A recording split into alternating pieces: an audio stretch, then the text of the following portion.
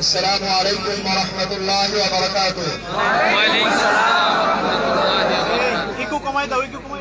সংগ্রামী তৌহিদি জনতা, আমরা সকলেই অবগত আছি আজকের 2রা জুন রোজ রবিবার বেলা 3 ঘটিকায় মধুপুর থানাধীন মহিষমারা স্কুল মাঠে মিলাদি কিয়ামি বেদাতি আলেমদের সঙ্গে উলামায়ে দেওবন্দ তথা উলামায়ে হাক্কানির যেই ঐতিহাসিক বাহাস হওয়ার কথা ছিল, বেদাতি আলেমদের কূটকৌশল এবং গভীর ষড়যন্ত্র চক্রান্তের বদৌলতে প্রশাসন আজকের বাহাসকে স্থগিত করে দেয়। আমাদের উলামায়ে দেওবন্দের সকল মুনাজির এবং সকল উলামায়ে কেরাম সম্পূর্ণ প্রস্তুতি নিয়ে তারা ইতিমধ্যেই হাজির হয়েছেন, কিন্তু দুর্ভাগ্যজনক হলেও সত্য বলতে হয়, বাহাসে তারা কোনোদিনই জিততে পারেনি। উলামায়ে দেওবন্দের সামনে কখনোই তারা আসতে পারেনি। সব সময় তারা মিথ্যাচার অপপ্রচার করে পিছনের দরজা দিয়ে পালিয়ে গিয়েছে। তার ওই ধারাবাহিকতায় আজকেও তারা প্রশাসনকে ব্যবহার করে এই ঐতিহাসিক বাহাসটি বানচাল করেছে। আমরা এর তীব্র নিন্দা জানাই, ধিক্কার জানাই এবং উলামায়ে দেওবন্দ এখনো প্রস্তুত। যদি তারা বাহাস করতে চায়, উলামায়ে দেওবন্দের সকল মুনাজির আমাদের কাছে উপস্থিত, তারা বাহাস করতে প্রস্তুত রয়েছেন। এই জন্য আমি প্রশাসনের কাছে অনুরোধ করব, যদিও আজকে স্থগিত করা হয়েছে, অনতি বিলম্বে পুনরায় তারিখ নির্ধারণ করে এই ঐতিহাসিক বাহাসটি পুনর্বার আয়োজন করবার জন্য আহ্বান জানাচ্ছি। সেই সঙ্গে যারা খাট পূজারী, মাজার পূজারী, কবর পূজারী, দরবারের অনুসারী মুফতি আলাউদ্দিন জিহাদি, যিনি একটি লাইন শুদ্ধ করে পড়তে পারে না, একটা হাদিসের ইবারত পড়তে গেলে যার 32টা দাঁত ভেঙে চুরে, সেই আলাউদ্দিন জিহাদিকে বলবো, সাহস থাকলে উলামায়ে দেওবন্দের সূর্য সন্তানদের সামনে বসে কোরআন ও হাদিসের আলোকে বাহাস করবার জন্য আহ্বান জানাচ্ছি। নারায়ে তাকবীর, নারায়ে তাকবীর, নারায়ে তাকবীর,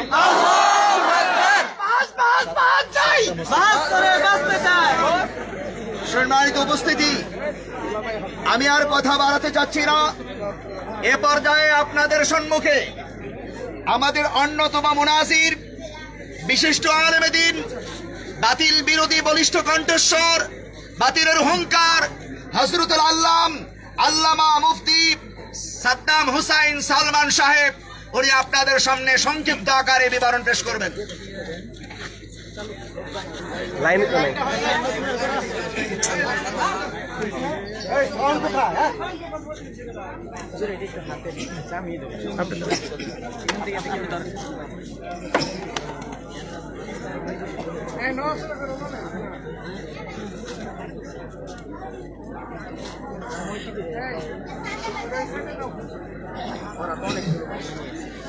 আসসালামু আলাইকুম ওয়া রাহমাতুল্লাহি ওয়া বারাকাতুহু। কি হইছে? চলে না কে? ইন্নাল হামদুলিল্লাহ ওয়াস সালাতু ওয়াস সালামু আলা মান লা নাবিয়্যা বা'দ। আসল কথা হচ্ছে, সফলতার চাবিকাঠি আল্লাহ তাআলার হাতে, বান্দার হাতে শুধুমাত্র প্রচেষ্টার দায়িত্ব। আমরা আমাদের চেষ্টা, মানুষকে সৎ পথে নিয়ে আসা, মানুষকে হেদায়েতের কথা বলা, এগুলো আমাদের চেষ্টার ভিতরে। আমরা এগুলো করার সৎ উদ্দেশ্য নিয়ে আজকে এখানে এসেছিলাম। কিন্তু যেহেতু আলাউদ্দিন জিলাপি বলি আমি ওনাকে, আলাউদ্দিন জিলাপি আসলে তো ওনার বাহাসের স্টেজে থাকার কথা না, জিলাপির দোকানেই থাকার কথা। ওনারা এখানে আসতে পারবে না। আমি ওনার লিখিত বইগুলো পড়েছি। ওনার ইলমি খেয়ানত, এই যে আমাদের অত্যন্ত শ্রদ্ধাভাজন বাংলাদেশের মাটিতে আহলে সুন্নাত ওয়াল জামাতের ঝান্ডাবাই মুফতি লুৎফর রহমান ফরায়েজি ভাই বলছিলেন, উনি অনেক আরবি ইবারতগুলো শুদ্ধভাবে পড়তে পারেন। আমি পড়েছি, ওনার অনেকগুলো বই পড়েছি। কাউকে নিয়ে আলোচনা করতে হলে তার সম্পর্কে জানতে হয়, তদন্ত করতে হয়। করেছি, তার লেখা ভুল, অনুবাদে ভুল, এলমি খেয়ানতের, যদি বাংলাদেশে এলমি খেয়ানত করার কারণে কেউ যদি নোবেল পাওয়ার যোগ্য হয় তাহলে আলাউদ্দিন জিলাপি তার ভিতরে একজন। ওনাদেরকে এই ধরনের মাঠে থাকার কথা নয়, শুধুমাত্র অনলাইনে কিছু মুখরোচক কথা বলে মানুষের সামনে নিজেদেরকে বাহবা দেওয়ার স্বার্থে তারা কিছু করে থাকে। এখানে এসে সূক্ষ্ম বিষয়ে কথাগুলো বলার মতো মেধা এখনো তাদের তৈরি হয়নি। শুধুমাত্র মাহফিলের ভিতরে কিছু মোটা মোটা কথা বলা যায়। মাহফিল আর বাহাসের স্টেজ একেবারে ভিন্ন একটা বিষয়। এখানে তাদের আসার মতো ওই পরিস্থিতি এখনো তৈরি হয়নি বাংলাদেশের মাটিতে। ঠিক বাংলাদেশে আমাদের অত্যন্ত দুঃখজনক বিষয় হলো, রাসূল সাল্লাল্লাহু আলাইহি সাল্লাম হাদিস শরীফে বলেছেন, আমার উম্মতের ভিতরে শেষ যুগে এমন একটা সময় আসবে যে সময় ইহুদি খ্রিস্টানরা আমার উম্মতকে ধ্বংস করে দেওয়ার জন্য একে অপরকে এমন ভাবে ডাকাডাকি করবে, যেমন ভাবে খাবার খেতে বসে খাবারগুলোকে শেষ করে দেওয়ার জন্য একে অপরকে ডাকতে থাকে। ইহুদি খ্রিস্টানরা সম্মিলিত ভাবে এই কাজগুলো করবে। সাহাবায়ে কেরাম প্রশ্ন করলেন, ইয়া রাসূলুল্লাহ, সেই সময় কি মুসলমানদের সংখ্যা কম হবে? নবী বললেন, না, বিপুল পরিমাণে হবে, কিন্তু এরপরও তারা ঘের আর খড় যেমন ভেসে যায় নদীর স্রোতে, ঠিক তেমনি ভেসে যাবে মুসলমানদের ঈমান, আমল এবং তারা। এখন বিশ্বের পরিস্থিতি দেখেন, খ্রিস্টানদের মূল হোতা জো বাইডেন, ইহুদিদের মূল হোতা নেতানিয়াহু মুসলমানকে ধ্বংস করছে, একেবারে শারীরিকভাবে নির্যাতন করছে, ধ্বংস করছে। অপরদিকে আমেরিকা থেকে, পশ্চিমা থেকে বাংলাদেশের ঈমান আমলকে ধ্বংস করে দেওয়ার জন্য খুব সূক্ষ্মভাবে সভ্যতার নামে কিছু জিনিস তারা বাংলাদেশের ভিতরে প্রচার করছেন। আর আমাদের বাংলাদেশে দুই শ্রেণীর মানুষ যারা মুসলমানদের ঈমান আমলকে নষ্ট করে দেওয়ার চেষ্টা করছে, একটা রাষ্ট্রীয় ভাবে, আরেকটা হচ্ছে ডিজে গ্রুপ। ডিজে গ্রুপ যারা রয়েছে এরা বিভিন্ন কলা কৌশলে, যারা বাউল এবং শিয়াদের সমন্বয়ে গঠিত, এরা বাউলদেরকেও সমর্থন করে, শিয়াদেরকেও সমর্থন করে। বইয়ের ভিতরে, বাউল সংস্কৃতি নামক বইয়ের ভিতরে স্পষ্ট ভাষায় লেখা, ইসলাম ধর্মে যা হালাল আমাদের ধর্মে তা হারাম, ইসলাম ধর্মে যা হারাম আমাদের ধর্মে তা হালাল। এবং স্পষ্ট আরেকটি আশ্চর্যজনক বিষয় হলো, বাউল সংস্কৃতি নামক বইয়ের ভিতরে তাদের একটা আলাদা কালিমা হচ্ছে লা ইলাহা ইল্লাল্লাহ লালন রাসূলুল্লাহ। একেবারে স্পষ্টতই কাফের। এই কাফের সম্প্রদায়কে, এদেরকে বাংলাদেশ থেকে উৎখাত করা, তাদেরকে আইনি ভাবে তাদেরকে শাসনের মুখোমুখি করা, এটা আমাদের রাষ্ট্রীয় সরকারের দায়িত্ব ছিল। কিন্তু দুঃখজনক ব্যাপার হলো, এগুলো করবে কে? ধর্মীয় মন্ত্রী। ধর্মমন্ত্রীর দায়িত্ব না এগুলি? কিন্তু আমাদের ধর্মমন্ত্রীকে শুধুমাত্র দুই ঈদের চাঁদের সময় দেখা যায়। সৌদি আরবে চাঁদ উঠছে, আগামীকাল বাংলাদেশে ঈদ হবে, এই কথাটা বলার জন্যই শুধুমাত্র ধর্মমন্ত্রীকে দুইবার টেলিভিশনে দেখা যায়। এছাড়া টেলিভিশনের পর্দায়, খবরে, নিউজে ধর্ম বিষয়ে কথা বলতে শুনি না। কিন্তু আমাদের আশ্চর্য এবং দুঃখ হচ্ছে, একজন ধর্মমন্ত্রী, তিনি ধর্ম বিষয় মন্ত্রী, অথচ তিনি আলিফ বাটাও করতে পারেন না। এগুলো তাদের দায়িত্ব ছিল, এগুলোকে আইনের আওতায় নিয়ে আসা। দেওয়ানবাগী পীর সাহেব যখন বললেন, আমি মা ফাতিমার স্বামী, আইনের মুখোমুখি হওয়ার দরকার ছিল না তার? ওরা যে বললো লা ইলাহা ইল্লাল্লাহ লালন রাসূলুল্লাহ, ওদেরকে রাষ্ট্রীয়ভাবে কাফের ঘোষণা করা, তাদেরকে আইনের মুখোমুখি করা দরকার ছিল না? হচ্ছে না। আমরা উলামায়ে কেরাম কওমির সন্তান, যারা বাংলাদেশের মাটিতে ইসলামের পাহারাদার হিসেবে কাজ করে যাচ্ছি, আমরা ইনশাল্লাহ কাজ করব আমাদের মৃত্যু পর্যন্ত। আমরা ইনশাল্লাহ কাজ করেই যাব। আমরা আমাদের কথাগুলো তাদের ভিতরে প্রচার করার চেষ্টা করব, তাদেরকে সৎ পথে নিয়ে আসার জন্য, তাদেরকে হেদায়েতের আলো দেওয়ার জন্য আমরা কাজ করব। কিন্তু তারা আসবে না, তার আরেকটা কারণ হলো, রাসূল সাল্লাল্লাহু আলাইহি সাল্লাম বলেছেন, যারা বিদআত করে তাদের কপালে হিদায়াত পায় না। এখানে আসলে তো হিদায়াতের কিছু আলো পাওয়ার কথা ছিল, কিন্তু নাই তো তাকদীর, আসবে কি করে? এর জন্য আসতে পারে নাই। আমরা তাদের জন্য দোয়া করি, আল্লাহ যেন তাদেরকে হেদায়েত দান করেন। আর আমরা আমাদের প্রচেষ্টা ইনশাআল্লাহ চালিয়ে যাব। আল্লাহ তাআলা আমাদেরকে আমল করার তৌফিক দান করুন। ওয়া আখিরু দাওয়ানা আলহামদুলিল্লাহি রাব্বিল আলামিন। আসসালামু আলাইকুম।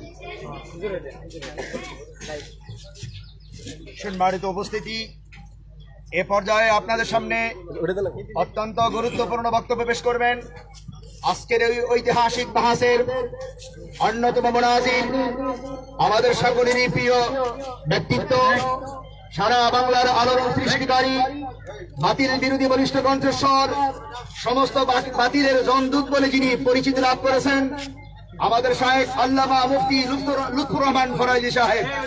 আমি আল্লামা মুফতি লুৎফুর রহমান ফরাজি সাহেবকে ওনার মূল্যবান বক্তব্য পেশ করবার জন্য সবিনয় অনুরোধ জানাচ্ছি।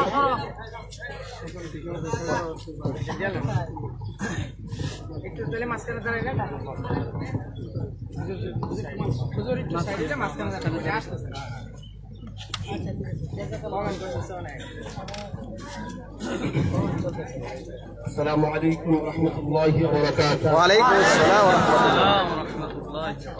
حامدنا نصلي ونسلم أما بعد. قال الله تعالى في كلامه المجيد وفرقانه الحميد: أعوذ بالله من الشيطان الرجيم. بسم الله الرحمن الرحيم. وقل جاء الحق وقل جاء الحق وزهق الباطل إن الباطل كان زهوقا. صدق الله العظيم وصدق رسوله النبي الكريم ونحن على ذلك من الشاهدين والشاكرين.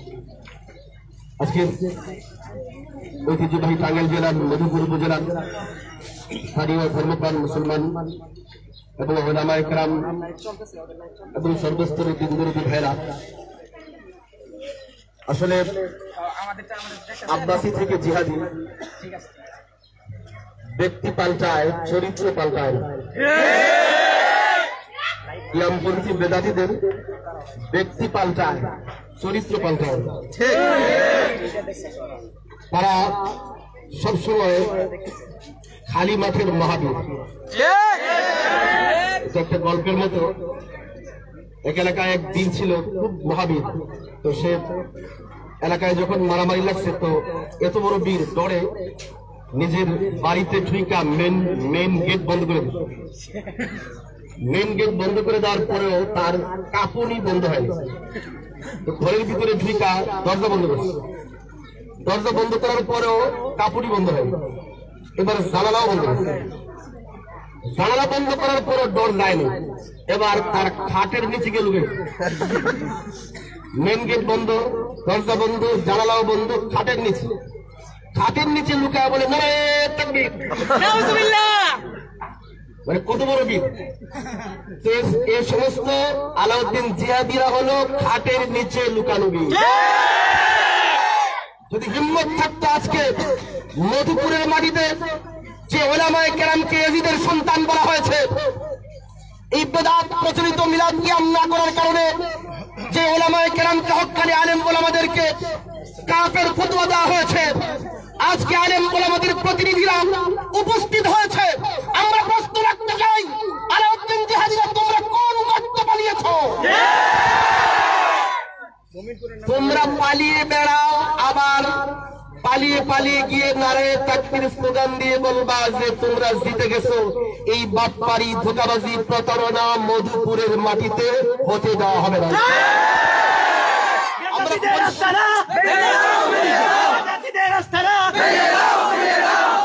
আমরা পরিষ্কার শব্দে বলি, এখন বহসের সময় 3টা, উপরে 3:15 বাজে।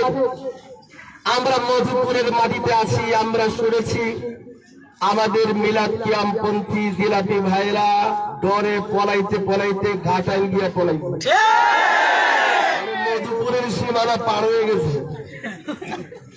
মানে আমাদের হুঙ্কার শোনার আগেই মধুপুরের সীমান্ত পাড়ি দিয়েছে। আমার তো মনে হয় এখন টাওয়ারে পার হয়ে গেছে।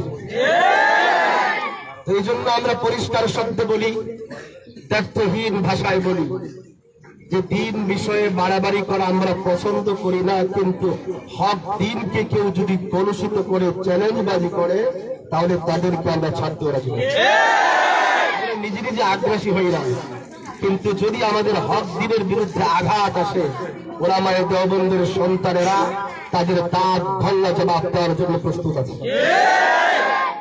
শেষ কথা বলতেছি, সেই বিষয়টা হলো আজকে তো পালিয়ে গেছেন, বলতে পারেন যে পুরানো স্বভাব হিসেবে যে নিরাপত্তা ছিল না,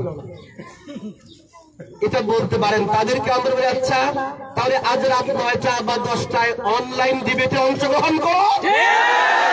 যদি বুকে দম থাকে আলাউদ্দিন জিহাদিদেরকে বলতে চাই, আজকে মধুপুরের মাটি থেকে পালিয়েছ, ঘাটাইল গিয়ে লুকিয়েছ। আমরা বলতে চাই, তোমরা যদি বলো যে আমাদের জনসমাগম বেশি হয়ে গেছে, ডরায়া পলাইছ মাইরের ডরে, তাহলে আমরা বলি তাহলে অনলাইনে বসো। 14 পুরুষ যারা আছে সমস্ত